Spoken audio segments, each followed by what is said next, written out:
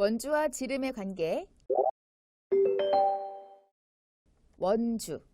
원주라는 말은 원의 둘레를 이야기해요. 원이 있죠?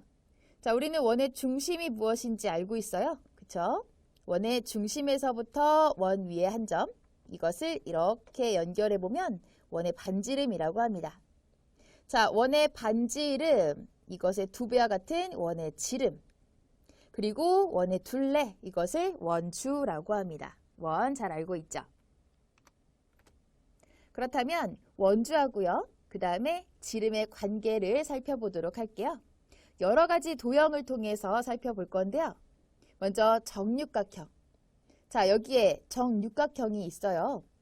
정육각형의 둘레하고요, 그 다음에 원의 지름하고의 관계를 알아보도록 하겠습니다.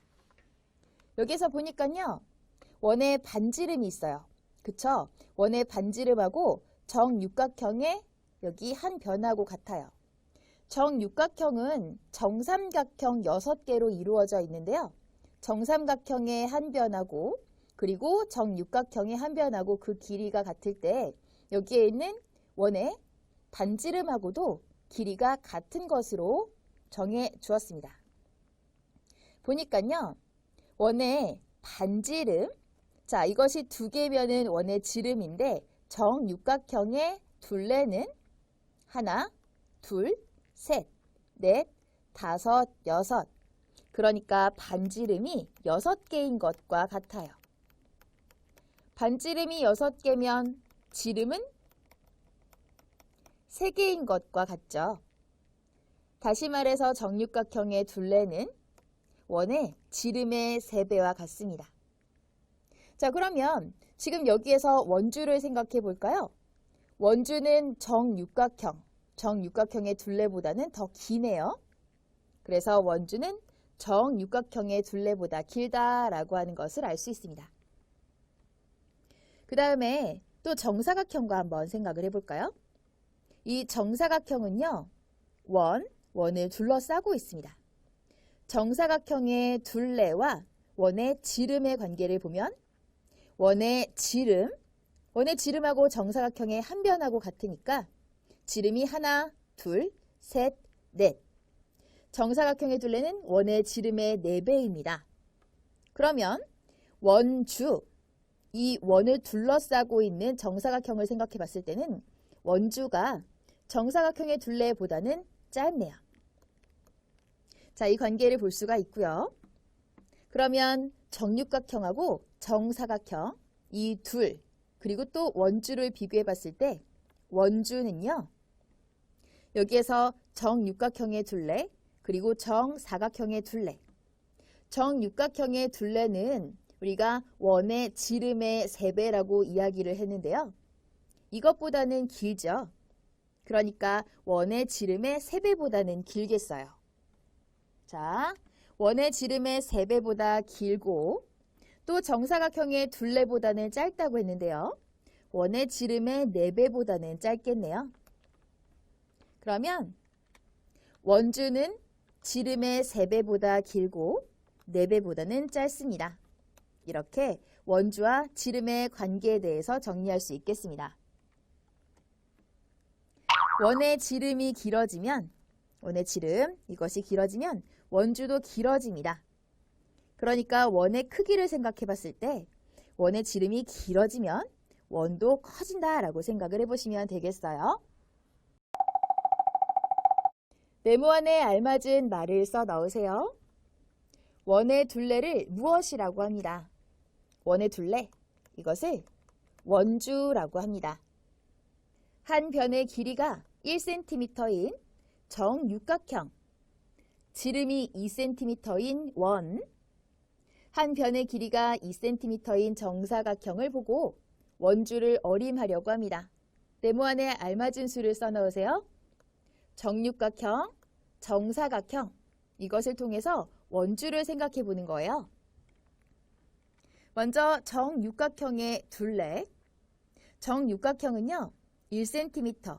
한 변의 길이가 1cm니까 그 둘레는 1cm가 6개인 것으로 생각해 볼 수도 있는데요. 이것은 반지름이 1cm, 즉 지름이 2cm인 것, 이것의 3배라고 볼 수 있습니다. 원의 지름의 3배가 되는 거죠. 또 정사각형의 둘레는 원의 지름 2cm의 4배라고 볼 수가 있는데요. 자, 원의 지름 여기 한 변이 4개 있는 거니까 원의 지름의 4배. 3하고 4를 써주시면 되겠고요. 그렇다면 이제 관계를 살펴볼게요. 원주. 여기에서 원주는 원의 지름 곱하기 3보다는 길어요. 원의 지름의 3배보다는 길고요. 또 원주는 원의 지름 이것의 4배보다는 짧다라는 것으로 정리할 수 있겠습니다.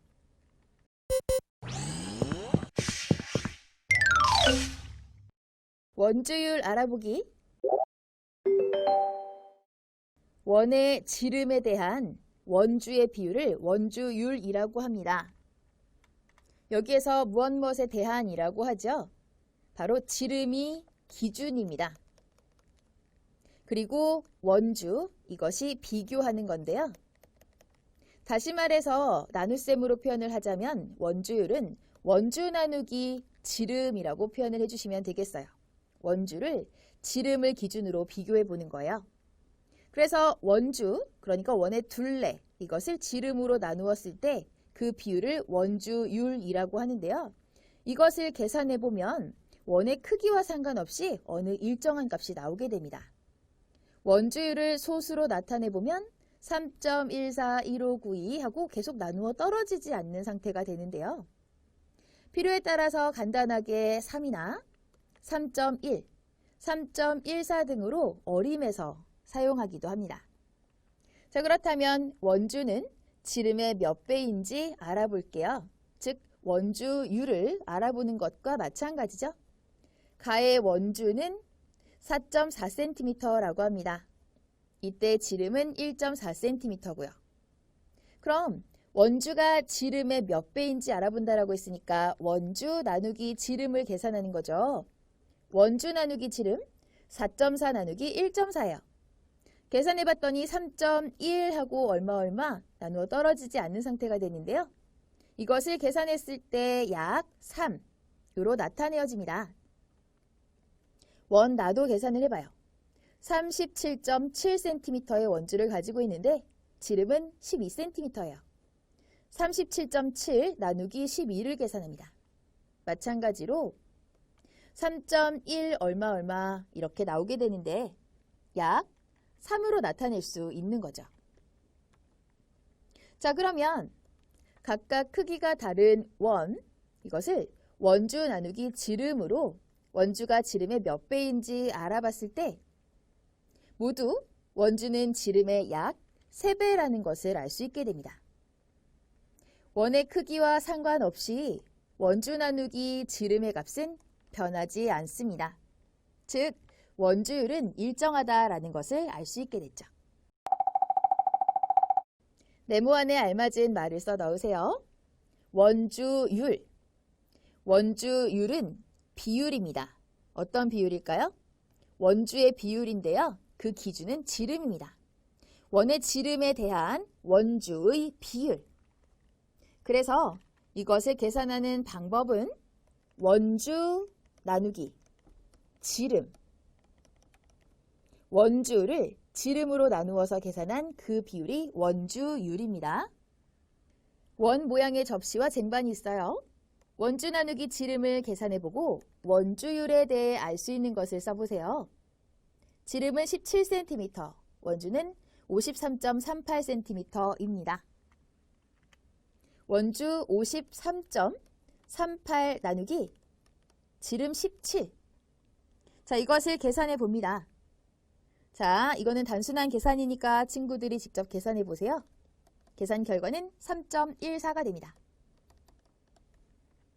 그 다음에 지름 30cm, 원주는 94.2cm.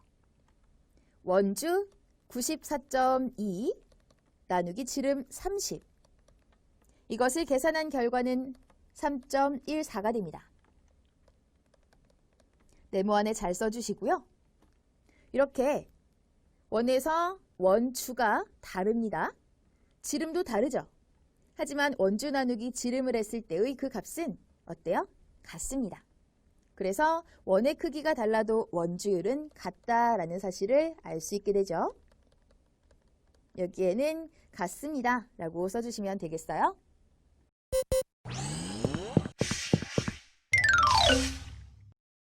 원주율을 이용하여 원주 구하기. 원주라고 하는 것, 원주율은 항상 일정하기 때문에 우리가 원주를 구해주는 방법이 특별하게 있습니다. 원주, 이것은 지름 곱하기 원주율로 계산을 해줄 수가 있어요. 자, 우리가 원주 나누기 지름을 했을 때 항상 어떠한 일정한 값이 나왔죠? 그게 바로 원주율이었습니다. 그래서 그것을 통해서 알 수 있는 것은 원주, 이것은 지름의 일정한 어떤 원주율, 이것을 곱해서 나타낼 수 있다는 거예요. 원주는 지름 곱하기 원주율입니다. 그런데요, 지름이라고 하는 것은 반지름의 2배죠. 그래서 원주는 반지름 곱하기 2 곱하기 원주율로도 쉽게 구할 수 있습니다. 만약 지름이 9cm라면 그때의 원주는 지름 9cm와 원주율, 여기서는 3.14로 나와 있습니다. 원주율 3.14를 곱해주면 되겠어요. 원주는 지름 곱하기 원주율, 즉 지름의 원주율 배라고 보면 되겠습니다. 9 곱하기 3.14를 계산해 주세요. 자, 간단한 계산이니까 친구들이 직접 계산을 해주시고요. 그러면 9 곱하기 3.14는 28.26입니다. 즉, 이 원의 원주는 28.26cm가 되겠습니다. 자, 그렇다면 우리가 원주율을 이용하여 지름을 구할 수 있습니다.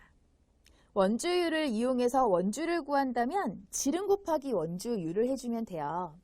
반대로 지름을 구한다면 원주 나누기 원주율, 이렇게 계산을 해줄 수가 있는 거죠.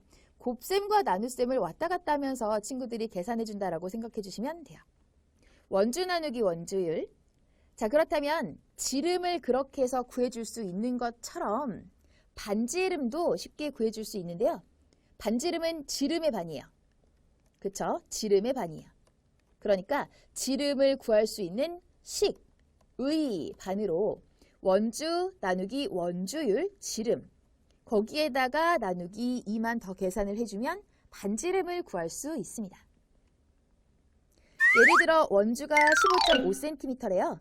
그때의 지름은 원주 나누기 원주율이 됩니다. 여기에서는 원주율이 3.1이라고 했어요. 자, 친구들이 문제를 해결할 때 문제마다 주어지는 원주율이 있을 겁니다. 그대로 계산을 해주시면 돼요. 원주율이 3으로 나올 때도 있고요. 3.1 또는 3.14 또는 뭐 3과 7분의 1 이런 식으로 나올 때도 있으니까 그 문제에 해당되는 원주율로 계산을 해주세요. 여기서는 원주가 15.5cm라고 했으니까 원주 15.5 나누기 원주율 3.1 이걸 계산해 주시면 돼요. 15.5 나누기 3.1 이거는 5예요. 그래서 지름은 5cm라고 찾을 수가 있는 거죠. 그렇게 해서 우리는 지름을 원주 나누기 원주율로 계산해서 해결할 수 있습니다. 확인 5번. 원주를 구하려고 해요. 네모 안에 알맞은 수를 써넣으세요. 문제에서 원주율 3으로 간단하게 주고 있습니다. 그럼 지름 곱하기 원주율로 계산할 수 있는데요. 지름은 12cm라고 합니다. 가장 기본적인 문제예요. 자, 그렇다면 지름은 12, 원주율 3, 12 곱하기 3 계산을 해주면 돼요. 원주는 36cm입니다. 원주와 원주율을 보고 지름을 구해보세요. 원주는 21.7cm, 원주율 3.1. 그럼 여기에서 우리가 지름, 이것을 구해주는 방법, 원주 나누기 원주율. 이 식을 잘 기억하고요. 원주 21.7 나누기 원주율 3.1로 계산을 하면 되겠습니다. 자, 그러면 217 나누기 31과 같은 계산으로 해결할 수 있겠죠? 7입니다. 따라서 지름은 7cm. 답으로 잘 써주세요.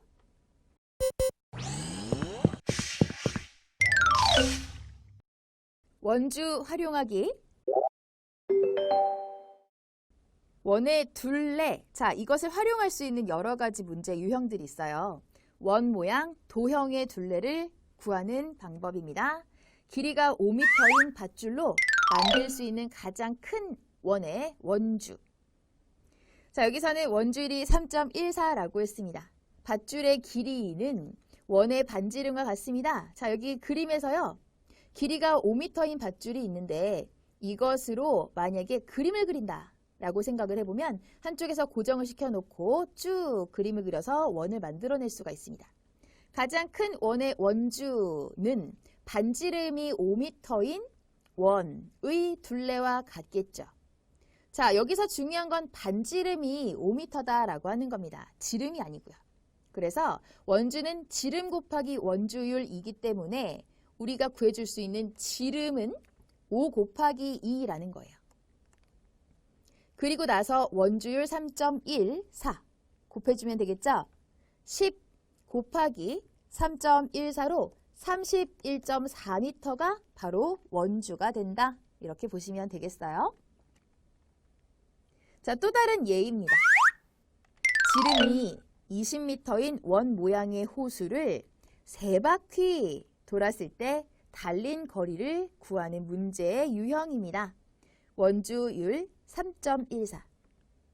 여기에서 먼저 기준을 한 바퀴로 생각해 보는 거예요. 그럼 그 한 바퀴가 바로 호수의 둘레입니다. 지름 곱하기 원주율, 호수의 둘레, 지름 20m 곱하기 원주율 3.14. 20 곱하기 3.14 계산을 해보는 거예요. 그러면 62.8m. 이게 호수의 둘레인데요. 자, 이게 뭐라 그랬죠? 이게 한 바퀴라고 했어요. 그렇다면 문제에서는 3바퀴 돌았을 때의 달린 거리라고 했으니까 호수의 둘레와 같은 한 바퀴 곱하기 3으로 나타내 보면 되겠습니다. 그래서 62.8 곱하기 3 계산을 해보면 188.4m가 되는 거죠. 단순하게 원주만 구해주는 문제 유형과 달리 이렇게 3바퀴를 돌았다. 원주의 3배 문제를 해결해주는 활용 문제가 등장합니다. 문제 유형을 잘 정리해 두세요. 원으로 만든 도형의 둘레 구하기. 색칠한 부분의 둘레를 구하는 문제 유형이에요. 원주율은 3입니다. 색칠한 부분의 둘레, 이 문제 유형은 굉장히 중요한데요. 여기서 색칠되어져 있는 부분은 여기 위쪽 아래쪽에 있습니다. 친구들이 색칠이 되어져 있지 않은 부분의 둘레는 마치 빼야 될 것처럼 생각을 하는데요. 우리가 둘레라고 하는 부분은 테두리, 이 가장자리 부분을 모두 더하는 거예요. 그래서 큰 원의 둘레 하고요. 작은 원의 둘레를 다 더해준다라고 생각을 해두셔야 됩니다. 여기. 자, 색칠이 안 되어져 있는 부분이니까 빼야지라고 하는 건 없어요. 왜냐면 색칠한 부분의 둘레를 다 내가 연필로 그려본다라고 생각을 해보면 되기 때문입니다. 큰 원의 둘레와 작은 원의 둘레 2개 모두 다 더해주는 걸로 생각을 해보세요. 그래서 작은 원의 둘레 곱하기 2. 그럼 큰 원의 둘레는 자, 이 큰 원의 지름 곱하기 원주율입니다. 그런데 여기는 8cm가 큰 원의 반지름에 해당돼요. 그러니까 지름은 8 곱하기 2예요. 8 곱하기 2 곱하기 원주율 3, 16 곱하기 3이죠. 그래서 48cm가 큰 원의 둘레고요. 작은 원의 둘레는 작은 원, 자 이게 2개입니다. 작은 원의 지름은 8cm예요. 그래서 8cm 이것에다가 원주율 3을 곱해주는 것으로 83, 24cm인데 24cm가 2개 있는 거니까 24 곱하기 2로 나타낼 수 있는 거죠. 색칠한 부분의 둘레는 큰 원의 둘레인 48 하고요. 작은 원 둘레 24가 2개 있는 것으로 24 곱하기 2. 그러니까 48 더하기 24 곱하기 2가 색칠한 부분의 둘레가 되겠습니다. 그럼 48하고 48 더해주는 거예요. 96cm죠. 이렇게 색칠한 부분의 둘레를 구해주는 건 조심하세요. 자, 둘레 부분을 다 더해준다 라고 보시면 되겠습니다. 오른쪽 그림과 같은 지름이 60cm인 굴렁쇠를 몇 바퀴 굴렸더니 움직인 거리가 372cm였어요. 굴렁쇠를 몇 바퀴 굴렸나요? 원주율은 3.1입니다. 지름이 60cm라고 이야기를 했죠. 먼저 굴렁쇠의 원주를 구해봅니다. 굴렁쇠의 원주. 원주를 생각해 주는 건 동시에 한 바퀴 굴렸을 때의 거리도 알 수가 있어요. 지름은 60cm, 원주율은 3.1.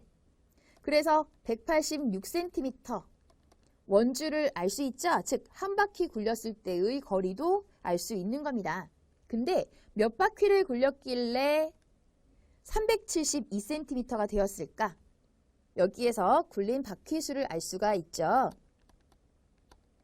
굴린 바퀴 수는 움직인 거리 372 나누기 원주, 즉 한 바퀴의 거리, 이걸 계산해 주시면 되는 거예요. 2바퀴입니다. 따라서 정답 2바퀴가 되겠습니다.